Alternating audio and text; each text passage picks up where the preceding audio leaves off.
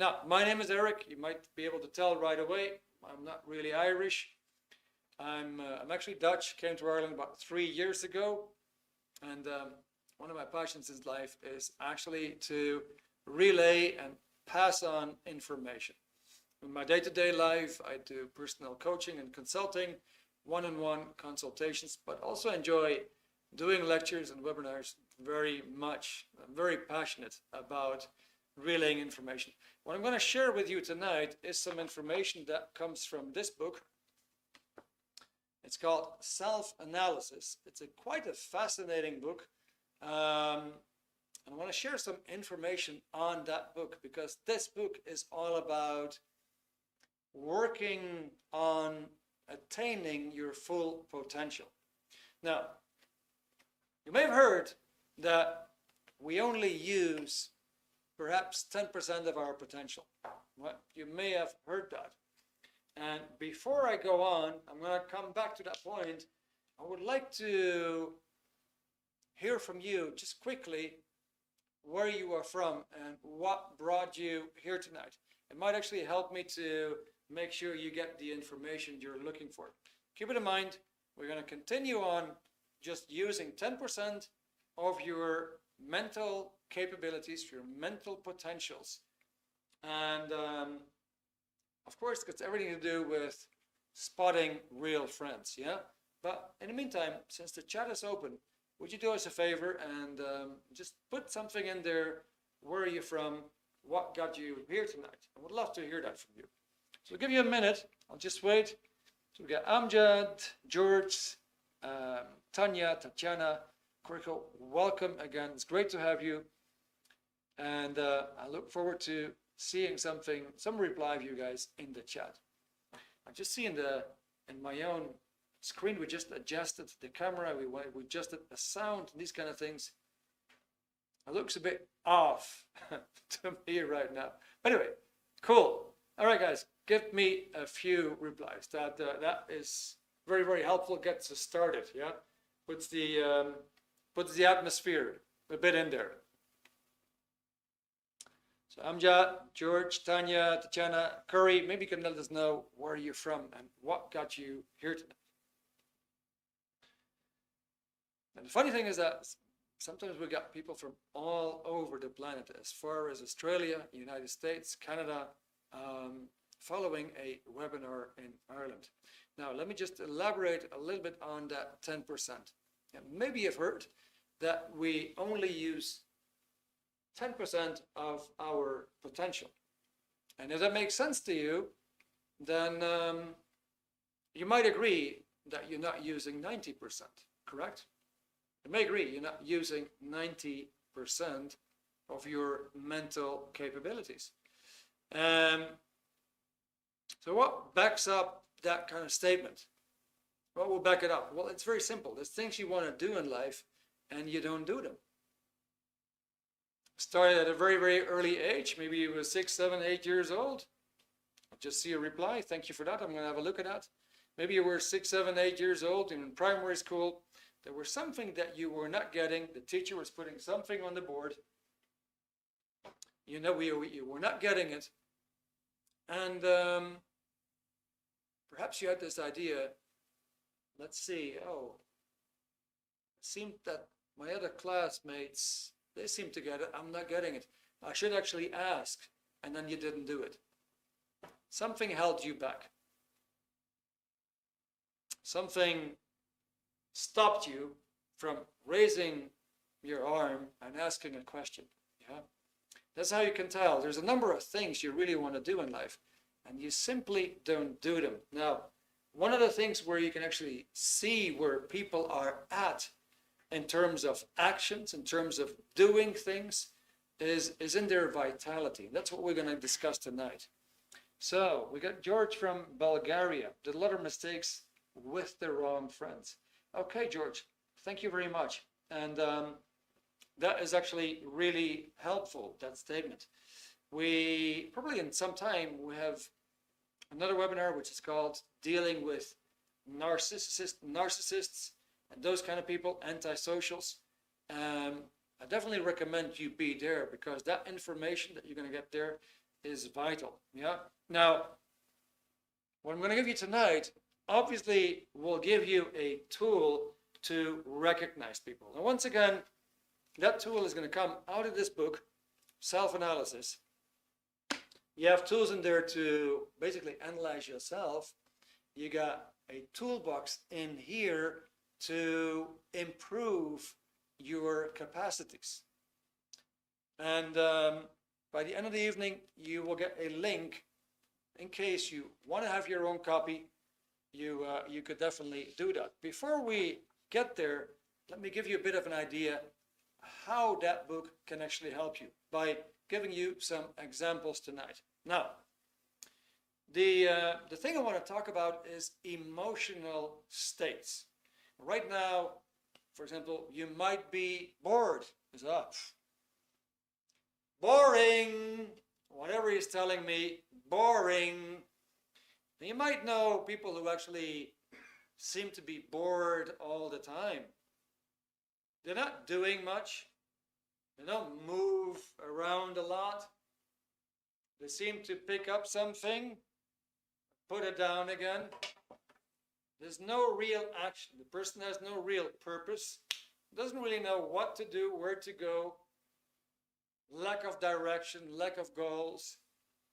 Whatever a person is doing, he's not doing it for long, and he's trying to find something else. It's a state of boredom. You can imagine a person who is, let's say, chronically bored. He doesn't do much. He doesn't get many things done. He's not a bad friend to have. But he's certainly not an exciting friend, is he? Now, maybe you know people are always nagging, criticizing. This is bad. That is bad. The government is no good. My job, it fucking sucks. The boss, I hate him. And so on. Nag, nag, nag. And just bad news all the time. Quite overt. Person is just full of bad news. It's just nagging, complaining. You probably know people like that. And they don't pass on anything nice. Don't pass on anything good. You never really get a compliment from these kind of people. It's just nag, complain, those kind of things. You could say those people are, let's call them a bit hostile, right? Like a bit of hostility in their emotion. It could be an emotional state of hostility, right? Because nothing is ever good enough. Now you might know people who seem to be always afraid. No, I can't do that. Oh, I really have to think about it before I do something like that. Oh, you're very brave that you can do that. Oh, I could never do this. Like state of being afraid about life, right? You probably know people who are more or less over there. And then maybe you also know people who are quite cheerful. They're quite happy. And you usually see that in their actions. They get quite a lot of things done. Yeah, people who are quite happy. They're quite active, get a lot of things done. They're usually a bit more successful in life. Right? So what we're going to discuss tonight is coming from the book, and it's called an emotional tone scale. An emotional tone scale. So people have different emotional scales. Now, it has to do with vitality.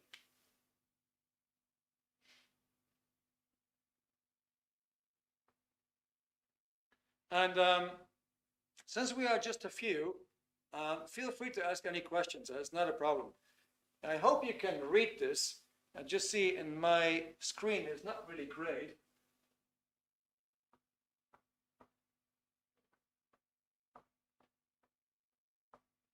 My colleague Pavel here says it's quite okay. All right, well, I hope so.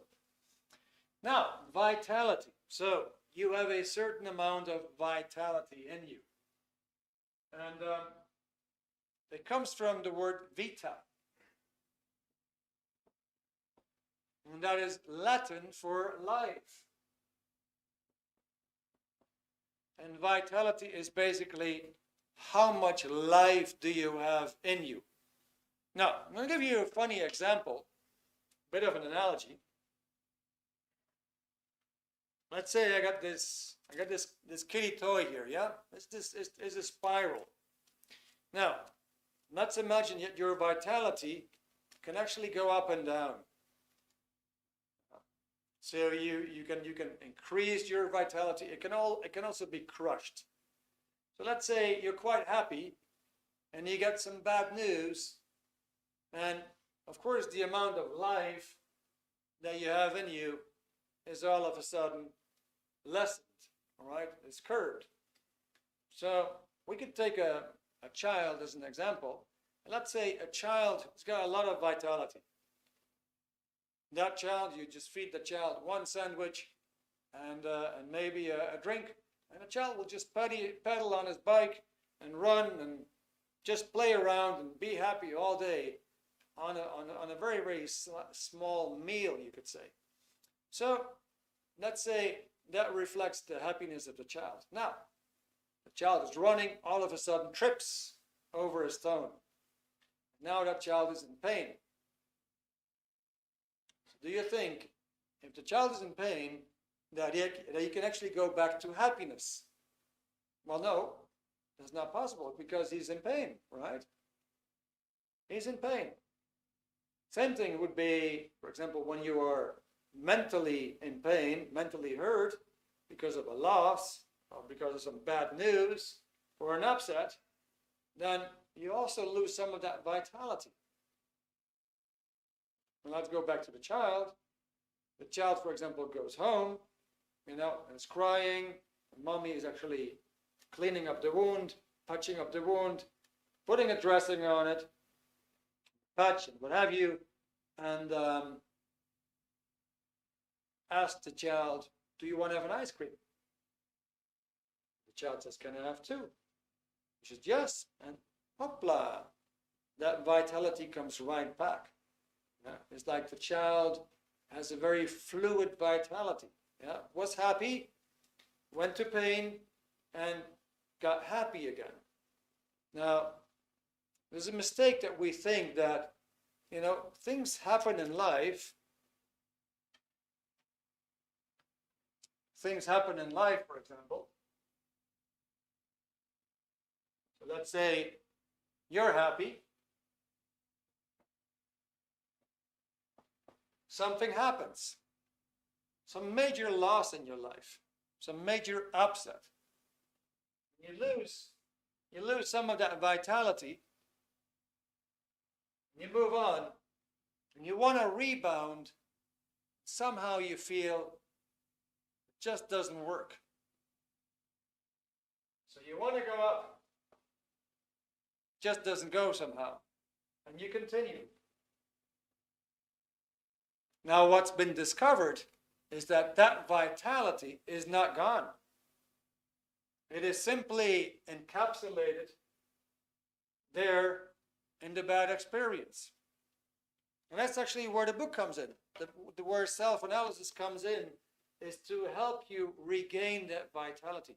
And actually it works. Now, as you can imagine, you're not the only one who has actually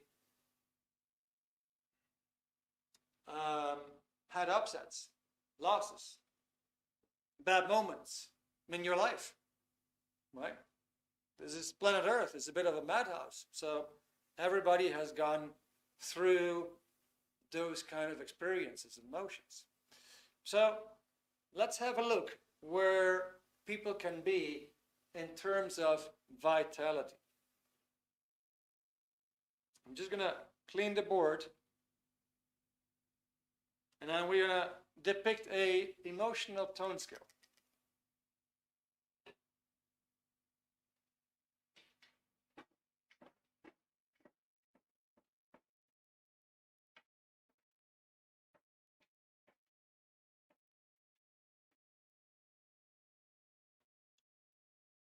So let's say we go from full vitality to basically no vitality.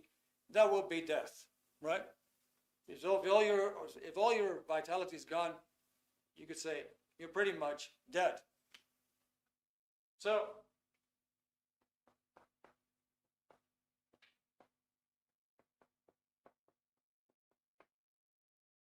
full vitality would be on top, and all the way down we got death.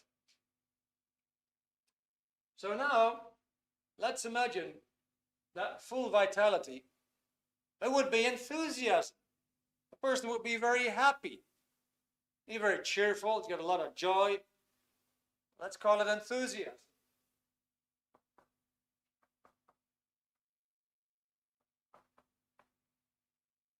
Now, if he loses a little bit of that enthusiasm, he's going to be cheerful.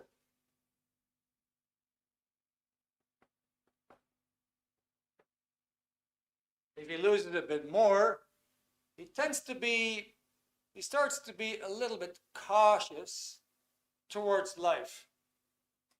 He's taking less daring, he's making less daring choices, so to speak. He gets conservatistic. He goes into conservatism.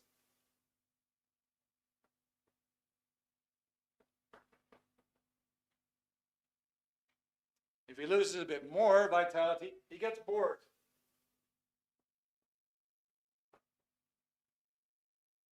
Below that, he actually starts to nag, make nasty comments, and we could say that is hostility, antagonism.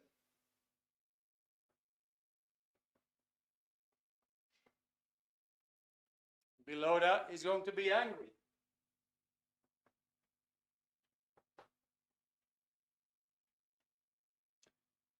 And right below that, he kind of like hates you, but he cannot really express it as such. And it's called covert hostility.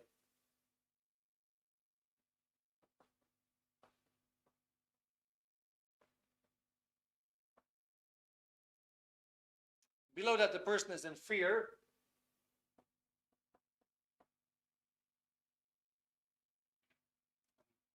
Bit below that is in grief.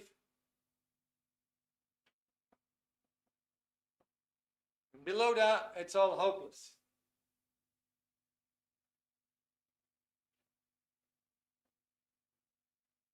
Now, so there is a scale from a, let's say, the top in vitality to the bottom in vitality.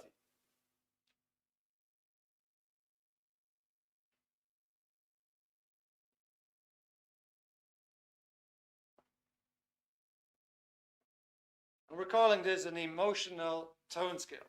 It's an emotional state. Now, everybody is somewhere on that scale. And there's basically two emotional states that you can be in. One is called a chronic emotional tone, which is where a person is on the average most of the time. And then there's a fluctuating emotional tone. So you could say a person is bored most of the time, but he gets some good news. And for a moment, he's quite cheerful about it. Or let's say he gets some bad news, and for a bit, he's quite upset and quite angry about it. Now, to give you an idea, how does that work? Let's say we got little Johnny. Little Johnny, he wants an ice cream. It's 5:30 in the afternoon, and Johnny has just decided for himself, I'm going to get an ice cream. Johnny's quite cheerful with the whole idea that he is going to get an ice cream, because he has actually seen one of his friends that was having an ice cream. And he said, oh, I want one too. So he goes home, all cheerful. He says, Mommy, I want an ice cream. And his mommy says, no, no, you cannot, because it's about dinner time, my dear. You can't have an ice cream right now. So I'm going to ask you a question. If he cannot have the ice cream, is he going to remain cheerful? Or is that going to change a bit? Is his emotional tone, is his emotion going to change from cheerful to something else if he's all cheerful about the idea of getting an ice cream, but he can't have one? Let me know, put something in the chat. I'm very curious what you guys think. Johnny's all cheerful about getting himself an ice cream, but then his mom tells him, you can't have one because it's too late. We're about to have dinner, so you're not going to have your ice cream. Is he going to remain cheerful, or is he going to go to any of these other emotions? What do you think he's going to express?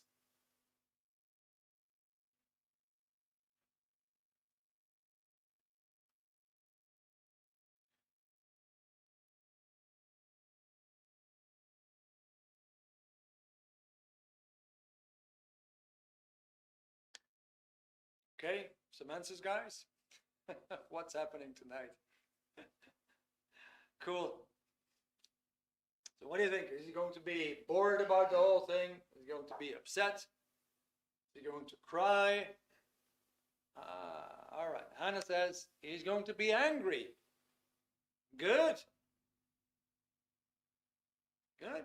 Anybody else? Curious. Now, here's what could happen. Here's what could happen, right? Potentially, what could happen. So he was cheerful. He had this idea in mind, I'm going to have an ice cream. Now his mom says, no, you're not going to have an ice cream. If his mom is like, no, definitely not. We're gonna have dinner soon. You're not going to have your ice cream. And let's say that ice cream is super important to him. He indeed might go to anger. Say, why can't I have my ice cream? My friend had an ice cream. Why can't I have an ice cream? And he's going to get angry. So he just did a drop. Just and not in less than a minute, he dropped from cheerfulness to anger. Now, maybe he just had an idea. He would like to have an ice cream. It's not that super important. It's nice to have. And his mom said, no, sorry, Johnny, but we're going to have dinner. And he might actually shrug and say, okay. And just for a moment, he feels he doesn't really know what to do. Now he went to boredom. He just got bored with the whole thing. So, okay, well, then I don't know what else to do. I thought I was going to get an ice cream. Now I'm just going to wait and sit somewhere and be bored. Right? There's no immediate goal for him to chase. Okay, well, let's say he actually did get angry. And mommy says, can you knock this off? I just told you you're not going to get an ice cream and you won't get one. Is that okay? Just knock it off. I don't want you to shout at me. Now, if the mom returns anger with anger, where do you think Johnny is going to go? What is going to be the next emotion that he might actually display, that he might express? What is the next emotion that you're likely to see in Johnny? Is he going to stay angry? Is he going to be hostile but a bit hidden? He kind of like hates his mom, but he doesn't express it. Is he going to be afraid? Is he going to cry, feel sad? Hostility, yeah? Okay, good. So I'm going to give you a bit more on that hostility thing, or even that one, yeah? But basically, it can go in many directions, yeah? It basically depends on how much vitality Johnny has himself to actually rebound or be crushed more. Now, as you can imagine, if you take a scale of energy, yeah, vitality is how much life force do you have in you. It's like you fill up a balloon with gas, and there's so much gas in the balloon that the balloon just wants to lift. Or you release the gas and the balloon starts to come down. With life force, it's the same thing. Now, just imagine a couple of things. If you would be enthusiastic about life, you probably go about doing things, right? You probably get things done. You're probably quite active. That means you're going to get results. Okay? You can see, for example, here, when a person is in hostility, in anger, in that area, he can be active, but you can actually see that a person tends more toward destroying things, right? He becomes very good at destruction. If we go more down here, basically what we see in general is people start to twist facts. They start to twist the truth, right? Where let's go in there, yeah? So, in hopelessness, a person is just apathetic.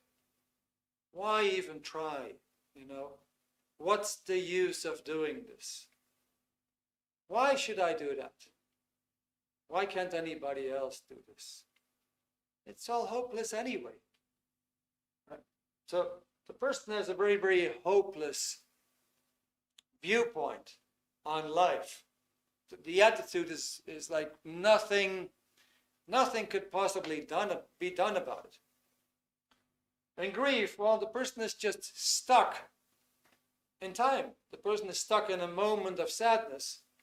And what is happening is that in his mind is going on an automatic replay all the time.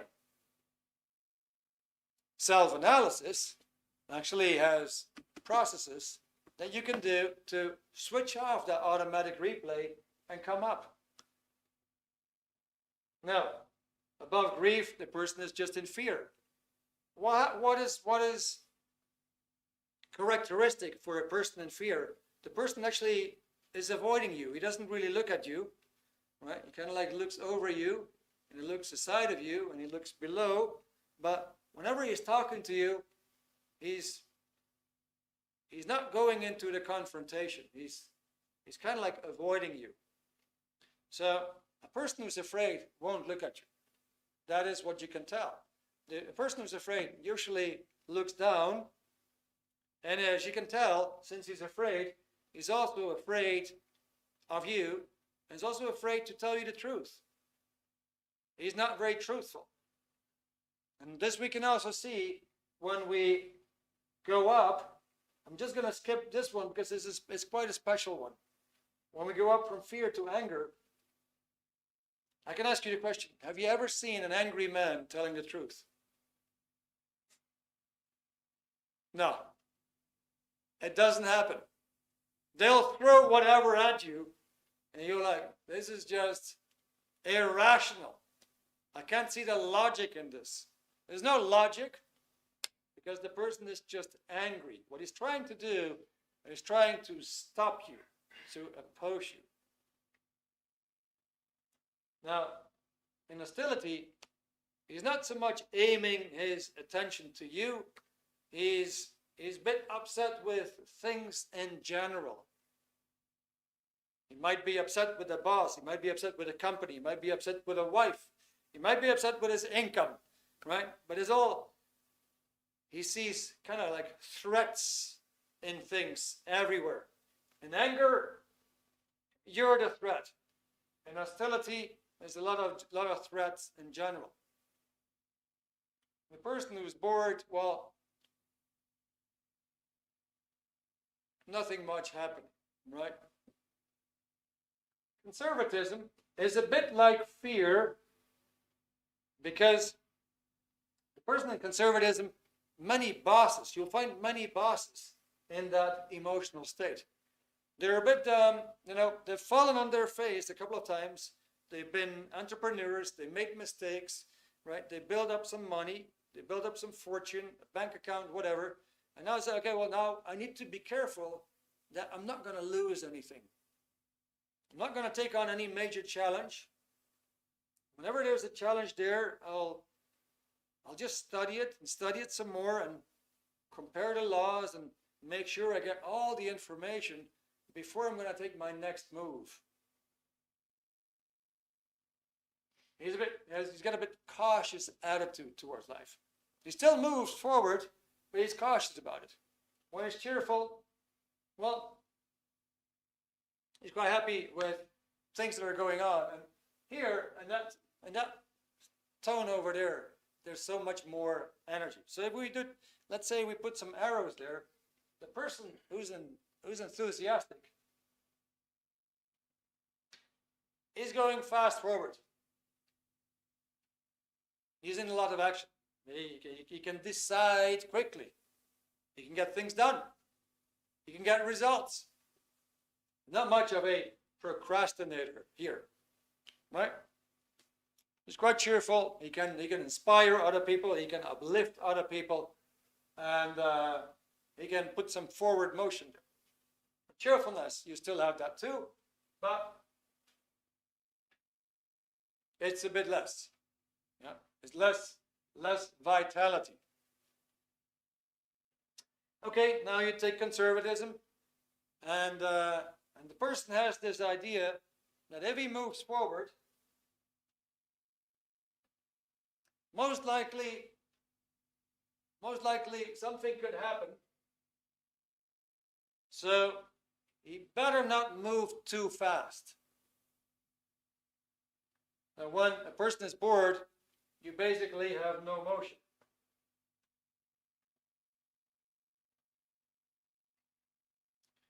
When a person is hostile, he perceives motion from different angles, and he feels like, I need to stop it.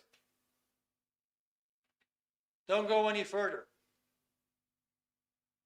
When the person is angry, he perceives an incoming motion from you or somebody else, and he needs to stop it. Now, here's a very, very interesting emotion. So, imagine this. You have the person who is in fear. And the person who is in fear he's running away from things. So instead of going forward, this person is running away from things. Here we start to attack life. We start to handle life, be active, participate in life. This person is actually trying to unparticipate, remove himself from the threats that life poses. When he's in anger, it's very similar to hate. You got to stop these people. Now, covert, that means it's hidden. It's hidden. It's the person that pretends that he's your friend. It's kind of like the flatterer, right? He makes you nice compliments, but actually, he is hostile. He doesn't like you at all. Here we have the person who is mentally very, very, very active, who pretends to do well, who pretends to do good, who pretends to support you. And once you've turned your back, that person will stab the dagger. Now, it's interesting when you look at people who are in charge sometimes of running a city, a district, a country, mentally very, very active, but sabotaging everything that is constructive, just sabotaging it. That's covert hostility. It's the person who sabotages you behind your back when you're unwatchful. When you're not watching, he's going to stab that dagger in. Meanwhile, he pretends he's a good friend of yours. Okay? Here in grief, basically we have a no motion again because the person is completely stuck in a sadness.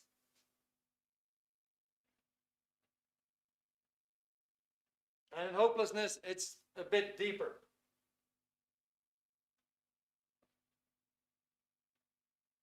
So now let's give it some arbitrary numbers. So we're going to call enthusiasm. Let me wipe out something.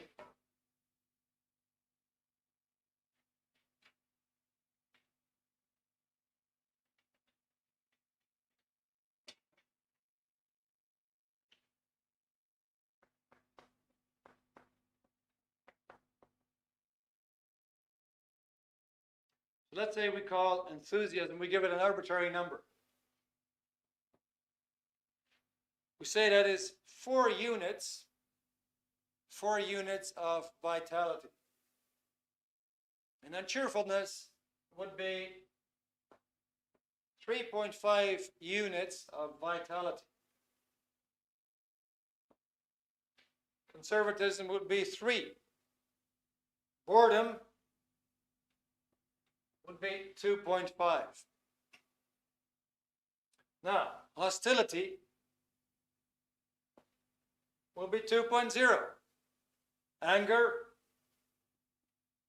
1.5. Covert hostility, 1.1. Fear, 1.0.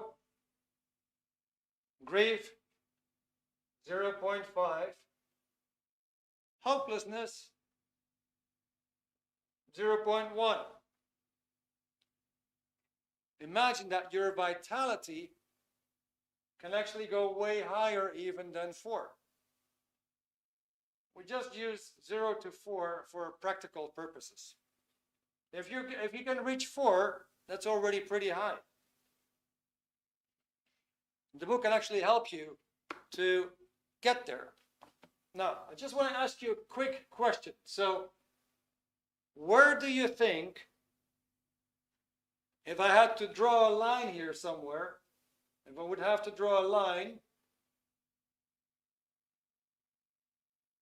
where do you think, at what number should we put the line, and on top, the person starts to survive better and better, and below that line, the person is surviving less and less. So if we draw a line, from where does life become more constructive, and from where does life go more destructive? What do you think?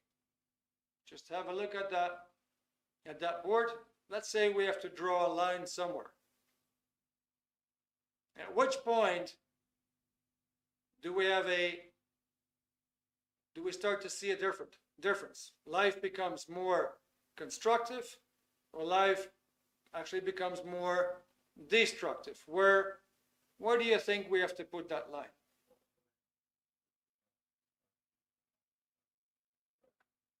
And of course, if we're not just dealing with you, but dealing with your friends, right?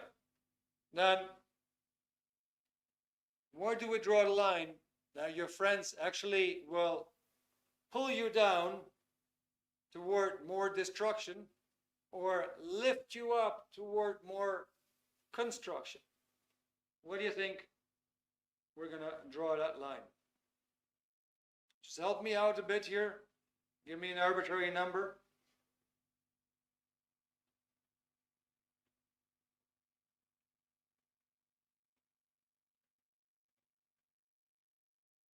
Anybody?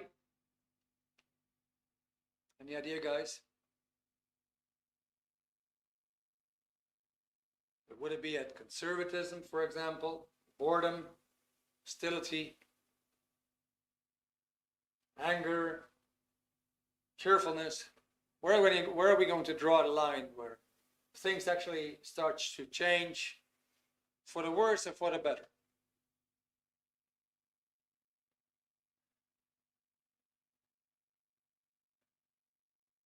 Maybe Hannah, you want to make a guess?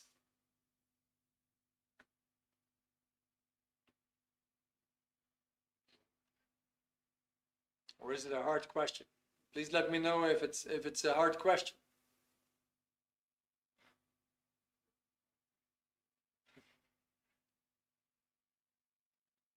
Maybe I should give you the answer. Let's see if I can find a proper marker. It's not too bad. I got one. So, basically, if we draw a line here at 2.0,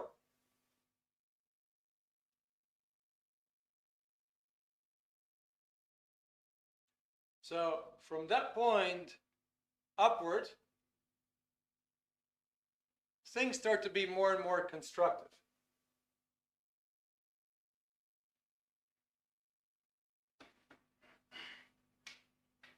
Below that line, things start to be more and more destructive.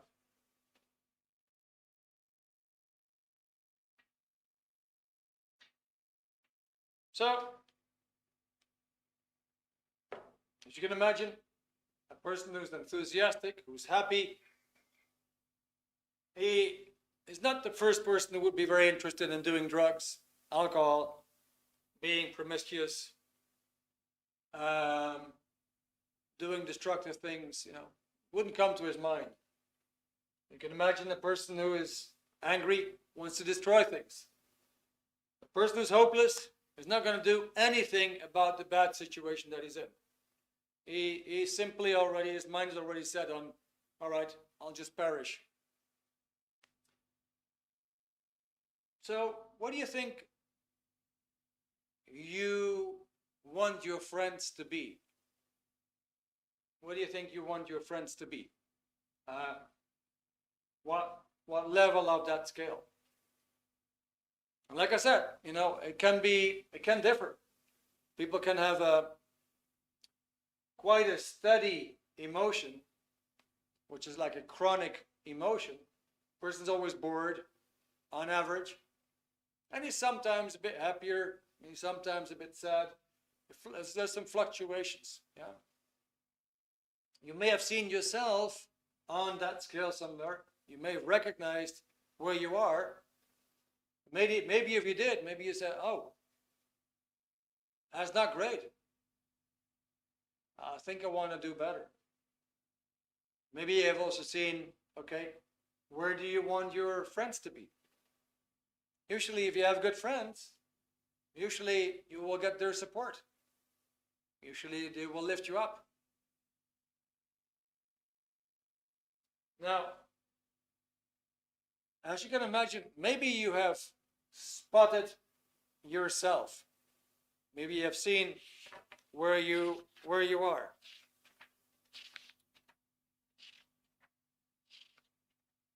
And just when it comes to friends, yeah, we can also say there's 3 different areas. So, from this point onward,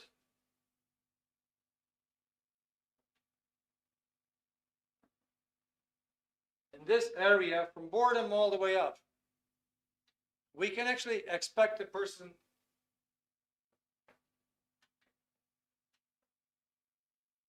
to help. That person will actually help. Let me see if I can improve that a bit here.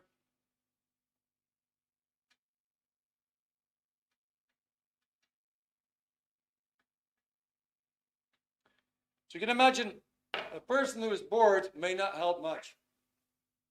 He may not help much. He might be actually bored, and you see your friend or your partner and say, shit, but you didn't do what I asked for. Yeah, but you know what? I ordered pizza, so I thought you'd probably be hungry when you got home. Well, you didn't exactly get what you wanted, but it was still some kind of a help coming your way. He still intended to help you in a bit. You can imagine when a person's more up there and you're in need and you need some help, that person is ready there to help you. What we see here and hostility and anger in that area.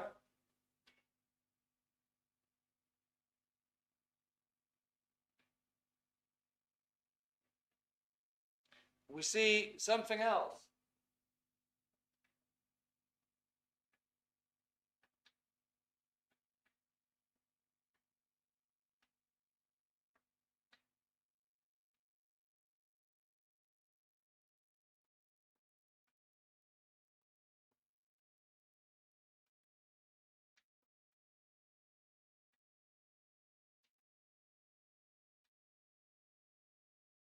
The word is domination.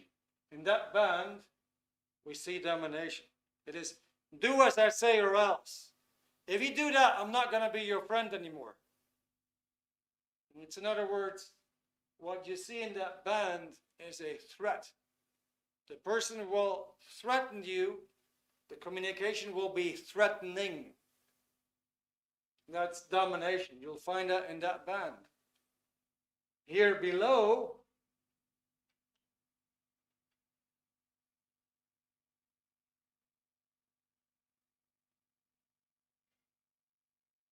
in that area,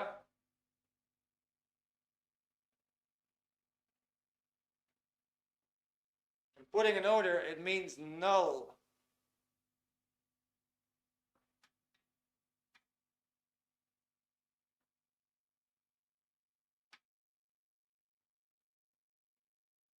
By null, I mean nullification.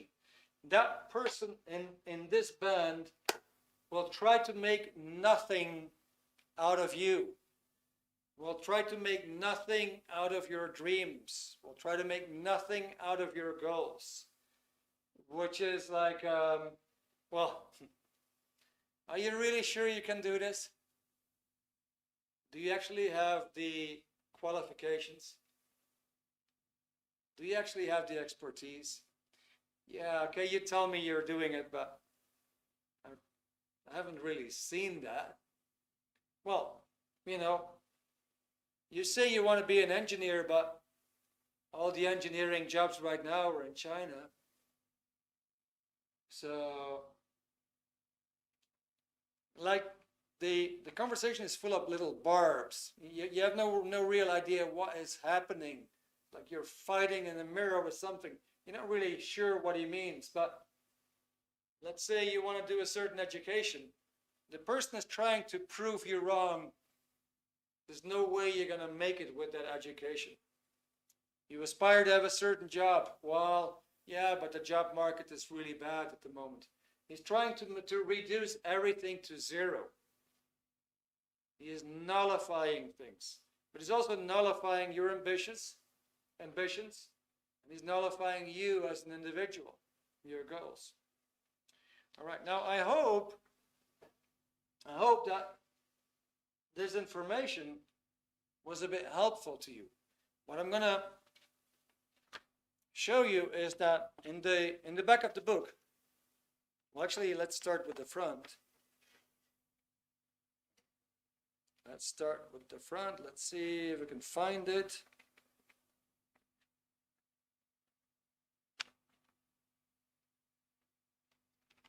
Chapter 1 is all about getting to know yourself. Right?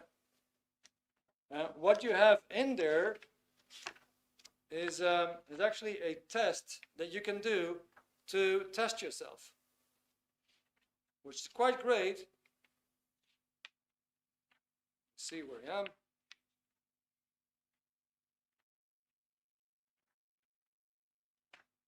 So you got that. I hope you can see it in the camera. You actually got that emotional scale. And then you can see medically in what condition you are. You can see the sexual behavior. You can see how much command you have over the environment. You can see how you handle the truth, how courageous you are, how you speak and how you listen. How much you can be in agreement with other people or see their viewpoints. The ability to handle responsibility. There's a lot of things that you can actually know, not just about you, also about the people that you deal with. And these can be friends, these can be colleagues, can be whatever. Now, the fun part here is that the book will give you a test you can do to plot yourself, find out more or less where you are. Then it's going to give you processes to help you to lift yourself up. When you do that, life actually becomes easier. I'm going to give you an idea of how this is done, because basically these processes, you can do them like 15 to 20 minutes a day, perhaps. It's quite simple. Let me get a proper list. And so the whole purpose here of what you're going to do is you can do this alone. You can also do this with somebody else. And you're going to go over questions that will help you to find the positive things in your mind, so that the positivity is going to go on the rise, and the negativity that you carry with you is actually going to be pushed away. And it's a very, very effective process. Now, just as an example, I want to give you one example, and what I would like you to do is take a really good look. And when I say really good look, just imagine, I'm going to ask you a question, and what I'd like you to do is find a very specific moment in your life. Not a whole film, but just a very specific moment. And then look at it. So I'm going to ask you some questions that will actually, which are here in the list itself. So I'm going to ask you some questions that pertain to that specific moment. Now, here we go. Here's the question. Let's do this as a bit of an exercise, just for the fun of it, so you have an idea how the book could help either you or your friend or somebody else. Here's the question. Can you recall a moment that you were happy?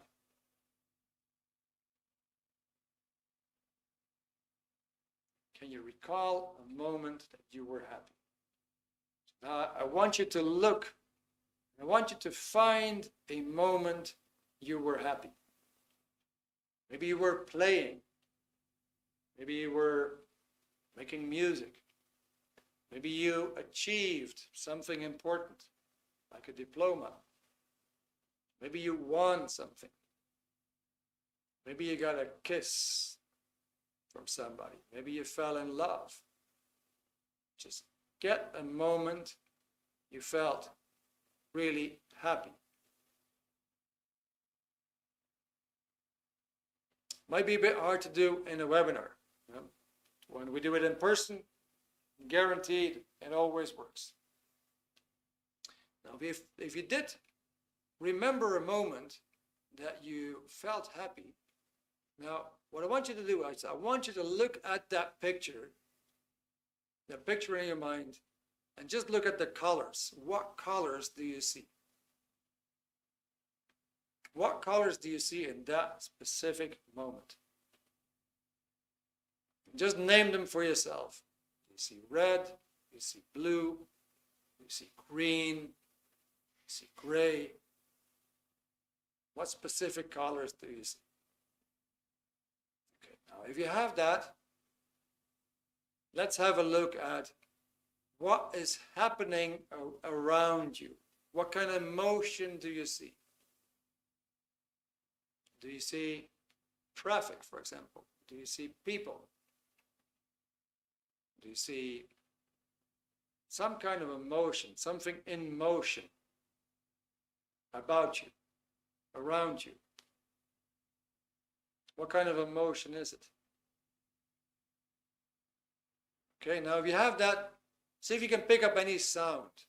What sound do you hear? Is there any sound in that specific moment? What sound do you hear? If you have that, is there any smell perhaps? What is the smell in the moment?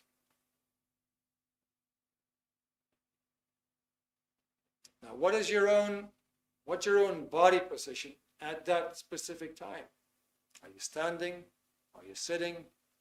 Are you in motion yourself? Are you lying down? What is your body position? Now, finally, what is your emotion? What is your emotion? How do you feel?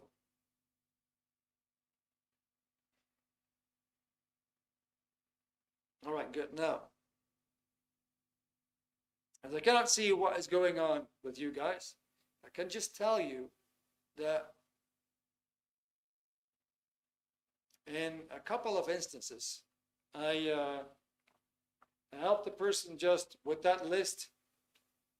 We did a recall process,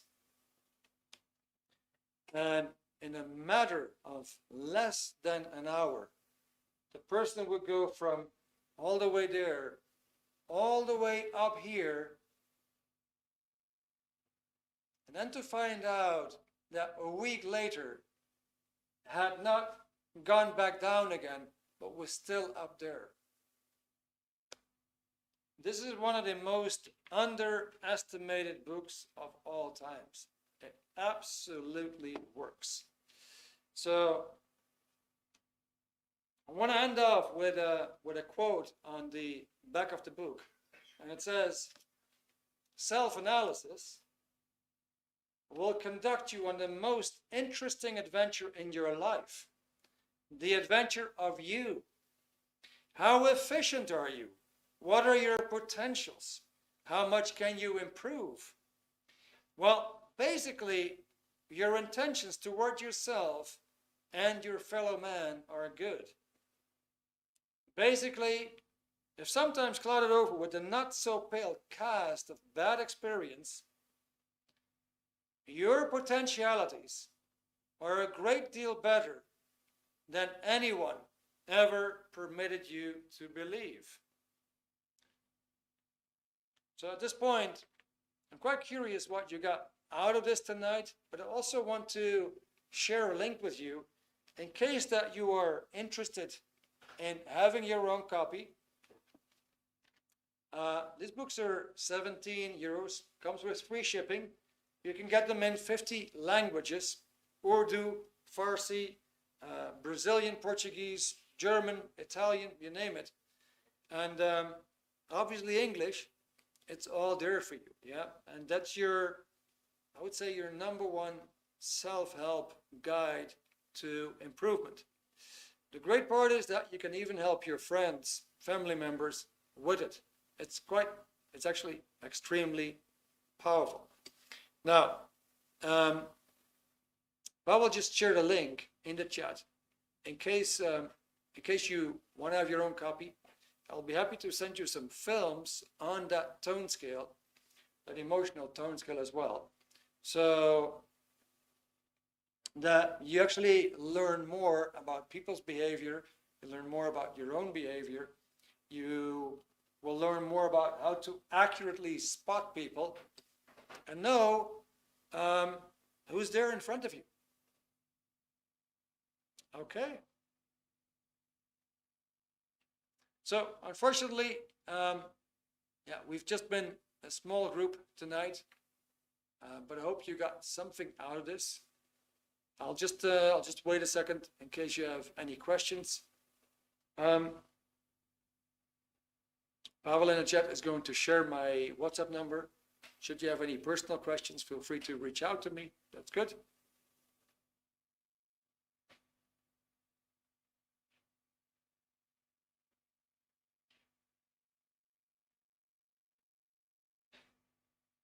There it is.